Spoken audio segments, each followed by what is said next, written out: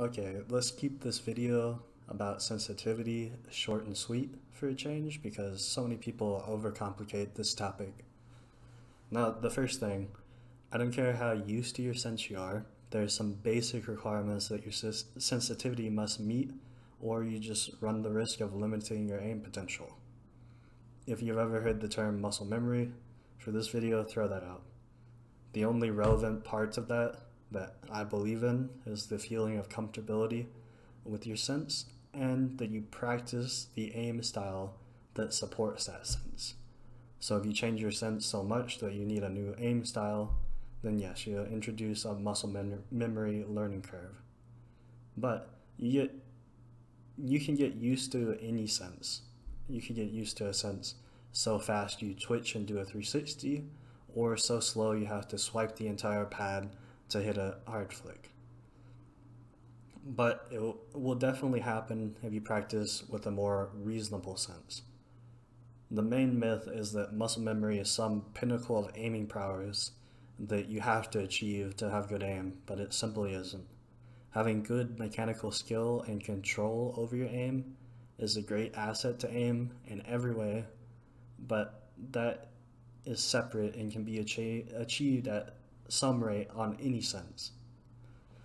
Okay, with the myth busting out of the way, and hopefully you believe you can change your sense at this point and adjust relatively quickly with better long-term results, what should you choose? It's certainly valid to take the sense of your favorite player with the most satisfying aim to you and copy them. This might not even be a standard sensitivity, but usually pros have some sort of standard. But if some pro that you like is using it, go ahead and copy it. You will need to practice with it and also consider that you have to match their grip and aim style as well as their play style, but it obviously won't hold you back because they're pros. If you're looking for more of a system for selecting a sense, go into whatever practice mode your game has, pick a sense where you can move your mouse to the edge of your wrist mobility from one side to the other of your comfortable range, and select it such that you can look about 90 degrees with that in-game.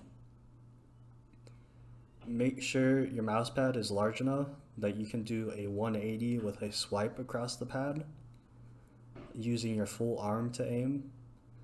And beyond that, changing a little bit from this sense to better suit your game, you should be fine.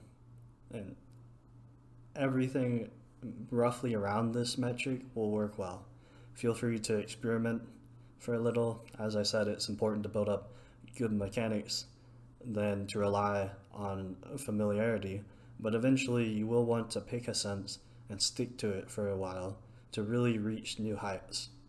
You don't want to be battling against adjusting your sense for non-legitimate reasons and having to practice that to achieve good aim. I will take an aside here to go over DPI and pixel skipping because this still comes up. So pixel skipping is a myth, unless if you're talking about your desktop. We're all playing 3D rasterized games. You don't have to know what that means, but basically there's an unlimited degree of rotation in the games here. There are no pixels until some angle with a lot of digits of precision gets calculated and projects a captured viewing image onto your screen. That's the only time there's pixels, is when it's actually on your screen. So when you're aiming, there are no pixels, there's only angles, which you don't have to worry about that. The only factor in this is effective DPI, or eDPI for short. As long as your sense and DPI together when you multiply them, they have the same eDPI, they will perform the same in-game in terms of how much movement you have to do to get to a certain point on your screen. You can take my word for this, or you can look up a video on how rasterization works. However, it's been shown that firstly, the mouse drivers do operate in powers of 2 to their native CPI, or counts per inch, which is a measure of the sensor. And you can look up for your mouse, but most of the sensors have a native CPI of 800 or 400 or 1600 being less common, though 1600 is becoming more normal. Now, I could bore you with register shifting, interpolation, embedded devices, but all you really need to know is if you want to use some absurd DPI, like 6969, you'll be fine, but there might be some tiny imprecision of the imaging, so you report a count or two incorrectly. It won't make a huge difference, but you know, you can basically choose whatever DPI you want with these newer mice. I would recommend sticking to the intervals of 2, but there might also be some tiny amount of latency that makes you miss some reporting windows, or have a mouse slower to initially move in response to your changes. But again, we're talking 1 millisecond here, because the polling rate of your mouse is likely 1000, so you're missing 1 poll or 1 millisecond from your mouse. Higher DPI has been shown to have lower latency, and Optimum Tech talks about this, but there's diminishing returns after 1600. So I just chose 1600. You can choose whatever you like is basically the summary here, and ignore all of the myths. But I can already hear the internet fact checker typing away.